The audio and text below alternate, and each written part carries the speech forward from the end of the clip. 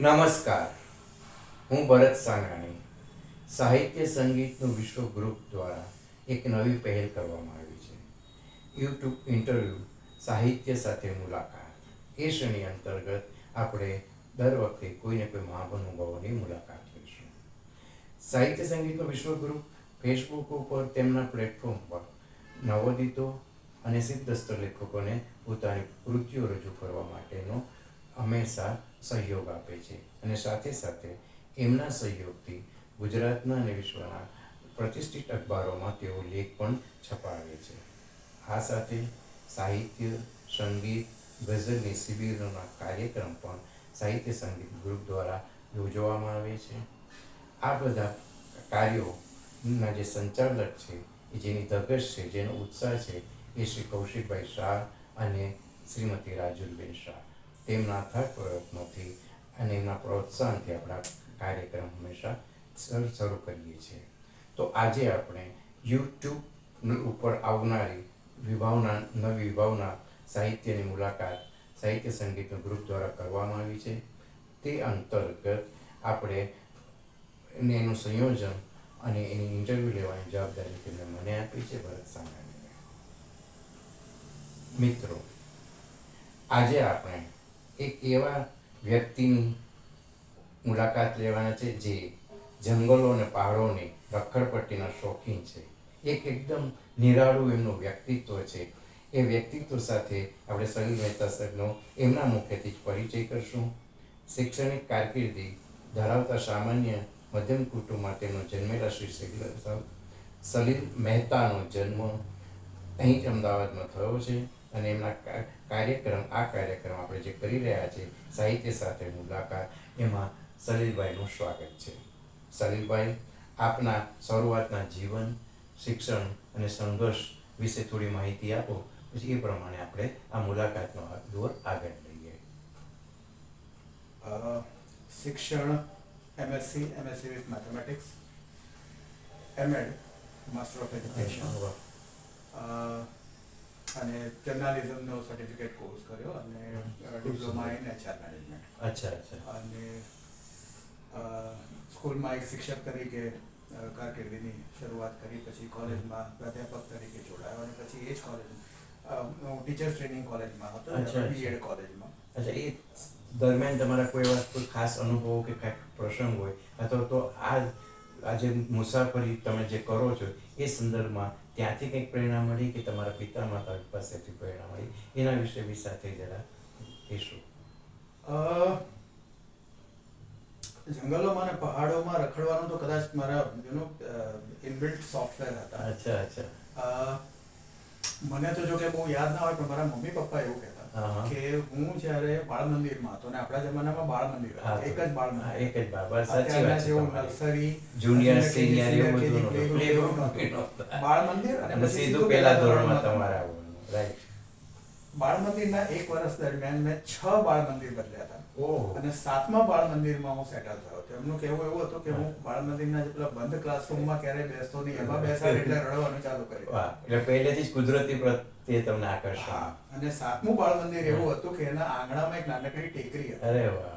અને હું ક્લાસમાંથી બહાર જતો રહેતો અને ટેકરી પર ચડ ઉતર કરતો. આવું મારા મમ્મી પપ્પા મને કહેતા. એટલે કદાચ બીજ ત્યાંથી જ વવાયા તમારા. કદાચ ઉપરથી લઈને આવ્યા. સાચી વાત છે. પછી જેમ જેમ મોટા થતા ગયા એમ આ જે રઝાપટ્ટીની શોખ હતો એ ધીરે ધીરે વધારે સિસ્ટમેટિક થતો ગયો. યુથ હોસ્ટેલ્સ એસોસિએશન ના હું મેમ્બર બન્યા, બધા મિત્રો અમે મેમ્બર બન્યા, અને પછી એમાંથી સિસ્ટમેટિક ટ્રેકિંગ કરતા થયા. રાઈટ. પછી આબુમાં જે ગુજરાત માઉન્ટેનિયરિંગ ઇન્સ્ટિટ્યૂટ, એ વખતે ગુજરાત માઉન્ટેનિયરિંગ ઇન્સ્ટિટ્યૂટ કહેવાતું, અત્યારે એનું નામ વિવેકાનંદ પર્વતારોહણ સંસ્થા છે.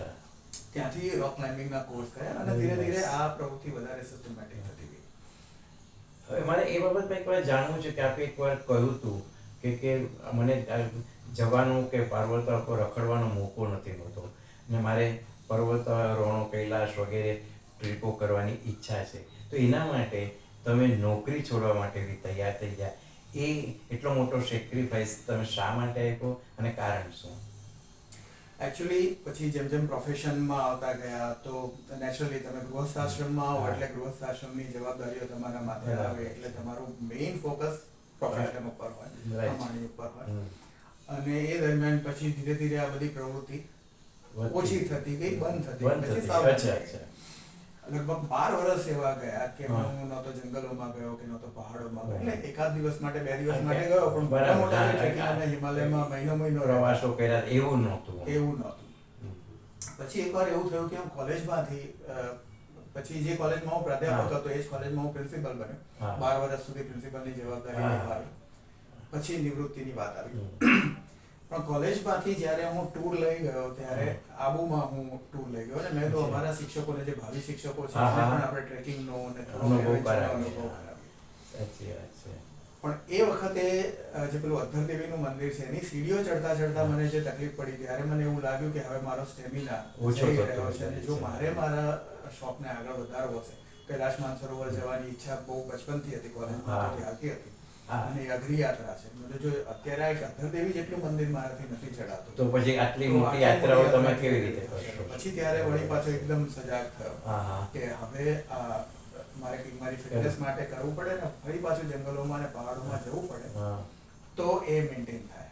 અચ્છા, તો એના માટે આચાર્યનું ના, પછી ધીરે ધીરે લગભગ 25 વર્ષની નોકરી થઈ ગઈ હતી ને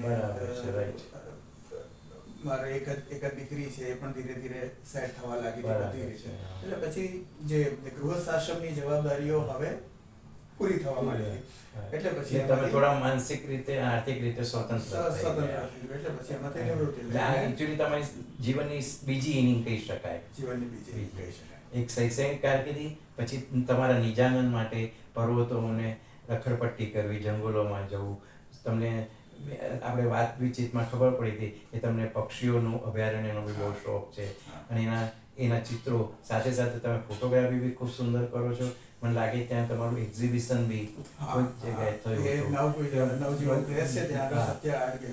ત્યાં એક્ઝિબિશન થતું. એટલે એ પહેલેથી તમારો શોખ. તમને ફિલ્મ લાઈન એટલે ફિલ્માંકન માટે સાથે સાથે ફિલ્મ દુનિયા સાથે બી જોડાવાનું અથવા નાટ્ય દુનિયા સાથે જોડાવાનું તો એવા સંજોગોને એવા મિત્રો બી તમારા જીવનમાં આવ્યા છે. ખાસ કરીને પરફોર્મિંગ આર્ટ સાથે બી કદાચ આપ સંકળાયેલા હશો. તો આપણે હવે એ જે વાત કરવી છે કે જે બીજી ઇનિંગનો જે તમારો આરંભ થયો એમાં આપણે આ પુસ્તક વાંચતા તમે એમાં જણાવ્યું છે કે અમદાવાદથી ઠેઠ લેહ સુધી તમે મોટર બાઇકમાં જાતે ગયા હતા અને સાથે સાથે ફિલ્મનું શૂટિંગ એટલે સોલો બાઇકિંગ અને સોલો માઉન્ટેન. એ પ્રસંગથી આપણે શરૂ કરીએ અને પછી આપણે આગળની વાત પર આગળ વધીએ.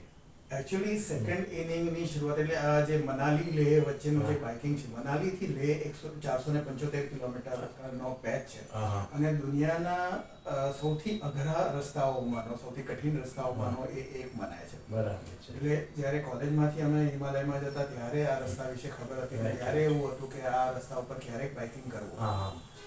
માનસરોવરનો પણ કોન્સેપ્ટ, કૈલાશ માનસરોવર યાત્રા વિશે પણ ખબર હતી. જ્યારે કોલેજમાં હતા હિમાલયમાં જતા ત્યારે પણ ખબર હતી કે કૈલાશ માનસરોવર યાત્રા એક બહુ અઘરી યાત્રા છે અને બહુ જ સુંદર છે. એટલે ત્યારથી મનમાં હતું કે આ યાત્રા કરવી, આ બાઇકિંગ કરવું. તો લેહની પસંદગી કરવાનું કારણ બસ એ જ, આ મનાલી લેહનો જે સૌથી અઘરો પેચ છે એટલે એ વખતે કે આ અઘરો પેચ છે તેના ઉપર જવું જોઈએ, ડિફિકલ્ટ છે એટલે કરવું જોઈએ. સેકન્ડ ઇનિંગની શરૂઆત જ્યારે કરી ત્યારે મેં બકેટ લિસ્ટ બનાવ્યું કે આટલી વસ્તુ કરવાની છે. એમાં સૌથી ટોપ ઉપર તમારા જે સપનાઓ હતા એ સપના પૂરો કરવા માટે તમે નિશ્ચિત કર્યું કે આ હું પ્રમાણે કરીશ. હવે આ આટલું ઠેઠ અમદાવાદથી બાઇક ઉપર ઠેઠ લેહ લડાખ સુધી જવું અને ત્યાં કરવું, તો એમાં તમને કોઈક અવરોધો કે મુશ્કેલીઓ કદાચ આવી હોય, એવો કોઈ ઇન્ટરેસ્ટિંગ એકાદ પ્રસંગ તમે જો નેરેટ કરી શકતા હો? આમ તો આખી યાત્રા જ ઇન્ટરેસ્ટિંગ હતી ને અત્યારે હજી પણ મને એ દરેકે દરેક ઘડી યાદ છે. પણ બે વસ્તુની વાત કરીશ. એક જ્યારે હું મનાલી, અહીંયાથી અમદાવાદથી મનાલી તો હું પહોંચી ગયો. બરાબર છે. મનાલીથી લેહ જવા માટે જે દિવસે નીકળવાનું હતું એ દિવસે ખૂબ વરસાદ હતો. અને યાદ કરું તો એ જે 2013માં કેદારનાથમાં જે ટ્રેજેડી થઈ અને ઉત્તરાખંડમાં જે આ ફાટ્યું હતું એ જ દિવસ હતો. અચ્છા, એ જ દિવસ. એટલે ઉત્તરાખંડની અસર હિમાચલ પ્રદેશ રાજ્યમાં અને વરસાદ ખૂબ હતો અને વરસાદમાં અમે બાઇકિંગ શરૂ કરી હા. મનાલીથી. મનાલીથી 13,000 ફીટની ઉપર જઈએ એટલે પેલો રોહતાંગ પાસ આવે. હા. રોહતાંગ પાસ પર પહોંચે ત્યારે બરફ પડી રહ્યો હતો અચ્છા અને રસ્તા ઉપર બરફ હતો. ઓ એટલે બરફનું લેયર થયું અને એના ઉપર તમારે બાઇક ચલાવવાનું એટલે એ તમે રિસ્કી બી કરું. રિસ્કી પણ ખરું. તમે બ્રેક ના મારી શકો નહીં તો બાઇક સ્કીડ થાય. હા, બરાબર છે. તમે એને વધારે રેસ ના કરી શકો નહીં તો લપસે. એટલે અડધું ક્લચ દબાયેલું હોય, ફર્સ્ટ ગિયરમાં બાઇક ચાલતું હોય, ધીરે ધીરે ધીરે એને બેલેન્સ જાળવીને ચલાય કરવાનું. સાથે સાથે બરફ પડતો હોય, હાથમાં ગ્લવ્સ ને બધું પહેરેલું પણ છતાંય પેલો બિલો ઝીરો ટેમ્પરેચરમાં હાથના આંગળા એવા કડાઈ ગયા. બરાબર છે કે એટલે એ દિવસ એક બહુ જ એમાં તમારે મેં સાંભળ્યું હતું કે તમારે એક એક્સિડન્ટ બી થયો હતો. એ છેક લેહ પહોંચ્યા પછી લેહ પહોંચ્યા પછી એક એક્સિડન્ટ થયો અને એને કારણે આ જે આપણું જે કરોડનું હાડકું હોય એમાં જે સૌથી નીચેનું હાડકું જેને આપણે ટેલ બોલ કે પૂંછડીનું હાડકું બરાબર છે, એ સેજ વાંકું વળી ગયેલું છે. અત્યારે પણ એવું છે. શું વાત કરો છો? તમને તકલીફ નથી પડતી? ના, તકલીફ પડે છે. સીધું બેસવાનું હોય હા, ત્યારે મુશ્કેલી, ત્યારે તકલીફ. એટલે તમારા જુસ્સો એને સહન કરી લે છે. અને સાથે સાથે આપણે એ બી વાત કરી હતી કે તમે એની સાથે ફિલ્મ બી બનાવતા હતા. અને એ તમારો શોખ હતો. એ શોખને કારણે આપણે ભેગા થયા હતા અને આપણે મિત્રો બન્યા. તો એ જે ફિલ્મની કેવી રીતે શૂટિંગ કરતા હતા ફિલ્મનું, અને એકલા હતા તમે તો, અને તમે જાતે જ શૂટિંગ કરી કેમેરો ગોઠવીને તમે એકવાર કહ્યું હતું કે આવો તો પછી ત્યાં જાઓ, એ વિશે થોડીક વાત આપણને વાચકોને શ્રોતાઓને કરશો. સોલો ટ્રાવેલિંગની સાથે સોલો ફિલ્મ મેકિંગ કરવાનું એટલે ટ્રાયપોડ ઉપર કેમેરો સેટ કરવાનો. બરાબર છે. અને પછી બાઇક લઈને જવાનું આગળ, જ્યાં સુધી જવું હોય જ્યાં સુધી શોટ લેવો હોય ત્યાં સુધી જઈ અને પછી પાછા આવવાનું. પછી કેમેરામાં શોટ ચેક કરવાનો. જો ફ્રેમમાંથી ક્યાંક બહાર નીકળી ગયા હોઈએ કે એવું બધું હોય, આડો અવળો શોટ લેવાયો હોય તો ફરીથી કેમેરો સેટ કરીને ફરીથી શોટ લેવાનો. આખી યાત્રાનું આવી રીતે. એટલે તમારી ધ ડ્રીમ રાઇડ એનું નામ આપ્યું. અને મને લાગે છે હું થોડો ઘણો તમારા ડબિંગ કે કોમેન્ટ્રીમાં હું આ વાત તમારી સાથે આવ્યો બી હતો. અને એ પછી તમે મને ખ્યાલ છે ડ્રીમ રાઇડ, એ ડ્રીમ તમારું પૂરું થયું એ પહેલું સફરથી, એનો જાણી ખૂબ આનંદ થયો. હવે આપણે આપના નવજીવન ટ્રસ્ટ દ્વારા હાલમાં જ પ્રકાશિત થયેલું આ પુસ્તક પાવન પથ પર, એના વિશે આપણે ચર્ચા કરીએ કે પાવન પથ ખાલી એક પુસ્તક નથી, એક યાત્રાનો ડોક્યુમેન્ટ છે. જેમ કાકા કાલેલકર સાહેબે પ્રવાસ વર્ણનો કર્યા એવું એક જીવન પ્રસાદ આ પ્રવાસ વર્ણન છે આમાં. તો એ સાથે તમે તમારી ઈચ્છા મારી હતી કે 5 કૈલાસ હું પૂરા કરું. એ 5 કૈલાસની હિસ્ટ્રી અને જીવન પથ જે તમારા પાવન પથ પર આલેખ્યું છે એ વિશે જરા વિસ્તારથી અમને જણાવશો. પહેલી વાત તો એ કે મોટા ભાગના લોકોને કૈલાશ પર્વત વિશે ખબર છે કે શિવજી ક્યાં રહે તો કૈલાશ પર્વત પર, અને કૈલાશ પર્વતની બાજુમાં આવેલું છે માનસરોવર. આ વિશે ખબર. આ વિશે લગભગ બધા સિવાય બીજા 4 કૈલાશ પર્વત છે એની બહુ ઓછા લોકોને જાણ. રાઈટ. એની એક અસરથી વાત કરી લો કે કૈલાશ માનસરોવર તિબેટમાં છે, ભારતની ઉત્તરે જે દેશ આવેલો છે. બરાબર. અને તિબેટ અત્યારે ચાઇનાના કબજામાં છે. એટલે રાઈટ. કૈલાશ માનસરોવર જવું હોય તો ત્યાંની પરમિશન લેવી તો ત્યાંના વિઝા લેવા પડે, ચાઇનાના અચ્છા. વિઝા લેવા પડે. રાઈટ. ભારતના ઉત્તરાખંડ રાજ્યમાં આદિ કૈલાશ પર્વત છે. હિમાચલ પ્રદેશ રાજ્યમાં 3 કૈલાશ પર્વત છે. મણિમહેશ કૈલાશ, શિખંડ કૈલાશ અને કિન્નૌર કૈલાશ. એટલે ટોટલ 5 કૈલાશ થાય. કૈલાશ માનસરોવર, આદિ કૈલાશ, મણિમહેશ કૈલાશ, શિખંડ કૈલાશ અને કિન્નૌર કૈલાશ. આ 5 કૈલાશની યાત્રાઓ હાઈ એલ્ટિટ્યુડ ટ્રેકિંગ એક્સપિડિશન્સ છે. બહુ ડિફિકલ્ટ છે અને ખૂબ હાઈટ ઉપર જવાનું છે ચાલીને. અચ્છા, પણ આ મેં પાવન પથ પર પુસ્તકે મેં જોયું હતું, ત્યાં તમે જઈ આવ્યા 5 કૈલાસ, પણ ત્યાં તમે 8 કૈલાસનો ઉલ્લેખ કર્યો છે.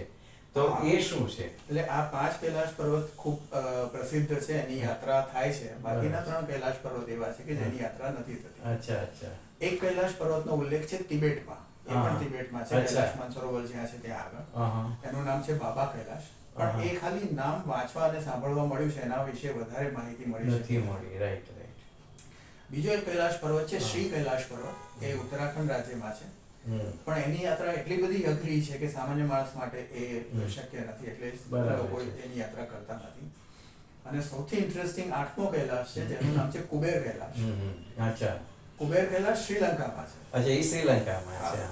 હવે કદાચ તમને ખ્યાલ હશે કે શ્રીલંકા ઓરિજિનલી કુબેરની નગરી હતી. આ કુબેરની નગરી, આ ખ્યાલ છે મને. અને એ એટલા માટે સોનાની હતી. સોનાની. રાવણને કારણે સોનાની નહોતી, કુબેરની હતી માટે એટલે સોનાની હતી. પછી રાવણે કુબેર પાસેથી એને પચાવી પાડી. અચ્છા અચ્છા. અને પછી રાવણની લંકા બની. અચ્છા. અને પછી કુબેરજી ત્યાંથી નારાજ થઈ અને લંકા છોડીને નીકળી ગયા. અને કુબેરના જે આરાધ્ય દેવ હતા એ શિવજી. એટલે પછી કૈલાશ પાસે આવીને શિવજીની પાસે રહેવા લાગ્યા. આ એક માઇથોલોજીકલ સ્ટોરી છે.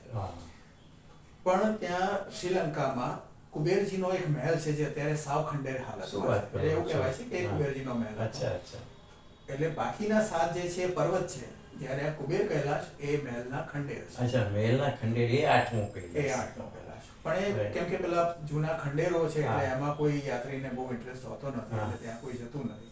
એટલે આ 3 કૈલાશની યાત્રા થતી નથી. 5 કૈલાશ વધારે ફેમસ થઈ રહ્યા છે. અને તમારી યાત્રા એટલી અદ્ભુત હતી કે આ પાવન પદ ઉપર એનાથી આકર્ષાઈને આપણે નવજીવન ટ્રસ્ટે તમારું પુસ્તક બહાર પાડવાનું નક્કી કર્યું ને પુસ્તક બહાર પડ્યું. એ પહેલા તમને યાદ હોય તો તમે મને આ જ પુસ્તકની મનુસ્ક્રિપ્ટ આપી હતી, ઓરિજિનલ. બરાબર. ત્યારે મેં આપશ્રીને પ્રતિભાવ આપ્યો હતો. ત્યારે મેં કહ્યું હતું કે આપને કે પાવન પથનું વાંચન એ ભક્તિના પથ પર પ્રયાણ કરે છે. આ ફક્ત શિવભૂમિનું પ્રવાસ દર્શન નથી, યાત્રાનો દસ્તાવેજ છે. આ જે પુસ્તક છે આ પંચ કૈલાસ યાત્રાનો દસ્તાવેજ છે. એનાથી જે બી માઉન્ટેનિંગ કે પહાડોમાં ઘૂમનારા લોકો માટે ખૂબ ઉપયોગી થઈ શકે એવું આ પુસ્તક છે. એના પ્રવાસ વર્ણનો બી અદ્ભુત છે. અને એમાં પ્રકૃતિ વર્ણન સાથે માનવ મનના આંદોલનો તમે જેને કંઈક નવલકથા કે વાર્તા આપણે વાંચતા હોય કે એવો અનુભવ કરતા એવું દ્રશ્ય આપણા સમક્ષ ઊભું થાય એ રીતે આ પુસ્તકમાં તમે જીર્યા છે.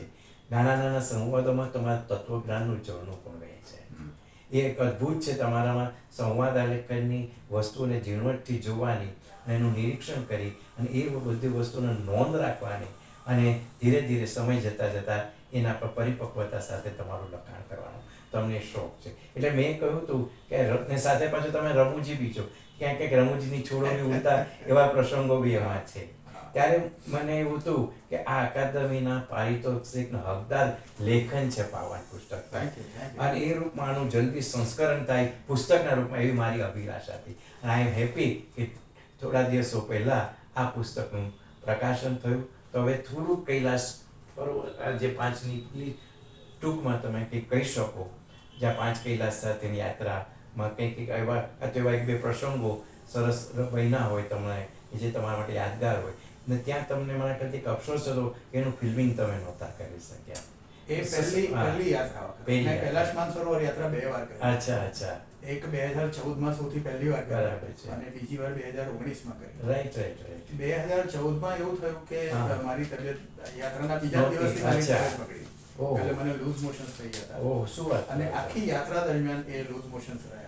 અને એને કારણે જે પેલું આ સોલો ફિલ્મ મેકિંગ કરવાનું હોય કે કેમેરો સેટ કરો, પછી ચાલતા ચાલતા જ્યાં સુધી જવું હોય ત્યાં સુધી જાઓ, પછી પાછા આવો, પછી શોટ ચેક કરો, એટલી બધી કસરત કરવાની તાકાત નહોતી. એ ઈશ્વરની કૃપા હતી કે યાત્રા હું પૂરી કરી શક્યો એ તબિયત સાથે. એ જ બહુ મોટી વાત હતી. એટલે એ ફિલ્માંકન કરવા માટે ફરીવાર હું 2019માં કૈલાશ માનસરોવર ગયો. પછી આ 5 કૈલાસ અલગ અલગ તબક્કામાં તમે કૈલાશ 5 કૈલાસ યાત્રા. હા, એટલે તમને આખી ટાઈમલાઈન કહું તો 2014માં કૈલાશ માનસરોવર યાત્રા કરી, 2019માં ફરીથી કરી, 2015માં આદિ કૈલાશ યાત્રા કરી, 2016માં મણિમહેશ કૈલાશ યાત્રા કરવા ગયો, પણ એ ડેલે હાથ દઈને પાછા આવી જેવી પરિસ્થિતિ થઈ. ત્યાં વરસાદ બહુ જ હતો એટલે પછી પાછા આવવું પડ્યું. 2017માં મણિમહેશ યાત્રા મેં કમ્પ્લીટ કરી. 2018માં શ્રીખંડ કૈલાશ યાત્રા કમ્પ્લીટ કરી. પછી 2019, 20, 21 3 વર્ષ રાહ જોવી પડી. 20 અને 21 તો કોરોના આવ્યો ને 2019માં વરસાદ ખૂબ હતો. 3 વર્ષ રાહ જોવી પડી ને પછી છેક 22માં કિન્નોર કૈલાશ યાત્રા એટલે 5મા કૈલાશની યાત્રા પૂરી કરી છે. એટલે તમે પંચ કૈલાસી જીવ કહી શકાય. હા, પંચ કૈલાસી કહી શકાય. ખૂબ આનંદ. તો હવે આપણે આ મુલાકાત અંત તરફ આગળ વધીએ છીએ. એ સાહિત્યની મુલાકાત આપણે જે કરી એના વિશે અમે લોકો ખૂબ તમારા પ્રવાસ વર્ણનો લોકો માટે જ્ઞાનબોધ રૂપી થશે અને લોકોને ગમશે, ખાસ તો પર્વતારોહણના શોખીનો. સાથે સાથે આ પાવનપથ પર પુસ્તક વિશે એટલું બધું ઇન્ટરેસ્ટિંગ વાતો તમે ઝડપી છે. સાથે એના ફોટોગ્રાફ્સનું એક્ઝિબિશન પર તમે કર્યું. અને હું માનું છું ત્યાં સુધી નવજીવનમાં આપણે આ દસ્તાવેજ તમારી જે ફિલ્મ હતી એનું બી એનું પણ આપણે પ્રકાશન screening થયું. કર્યું. એટલે આવા મોટા ટ્રસ્ટ દ્વારા તમારા પુસ્તકનું પ્રકાશન થવું એ બહુ મોટી વાત છે અને ગૌરવ લઈ શકીએ આપણે એ ઘટના બની છે. આ સાથે આપણે તમારે જો કંઈક કહેવું હોય તો કંઈ આપણા સાહિત્યની મુલાકાતનો પ્રસંગનો અંત કરીએ, સમાપન કરીએ. સિવાય આપણે કંઈક કહેવું છે સલીલભાઈ? ખૂબ ખૂબ આભાર સાહિત્ય સંગીત ગ્રુપનો, એના સંચાલકોનો, એના કારોબારી સભ્યોનો અને આપનો કે આપને આ પ્રકારના ઇન્ટરવ્યૂને લાયક સમજો. હા, ના એ તો પ્રશ્ન જ નથી. તમારું હું નજીકથી બી તમને તમારી સાથે પરિચિત છું એટલે મને ખબર છે કે તમે કયા કયા માઇલસ્ટોનો કેવી રીતે કર્યું છે અને દરેક વસ્તુમાં કેવી ઝીણવટ ને ચીવટાઈ સાથે દરેક કાર્ય કરો. અને હવે તો માટે તમે થોડી એક્ટિંગ બી ફિલ્મોમાં કરતા થયા છો. એ જે તમારો બિગિનિંગનો જે શોખ હતો ડ્રામા સાથે જોડાયેલા હતા. તો દર્શક મિત્રો, આ સાથે આપણે સાહિત્ય સાથે મુલાકાત સાહિત્ય સંગીત વિશ્વના પ્રોગ્રામનો અંત કરીએ છીએ. હું ભરત સાંગરાણી આપ સૌને શુભેચ્છાઓ આપું છું. જય હિન્દ.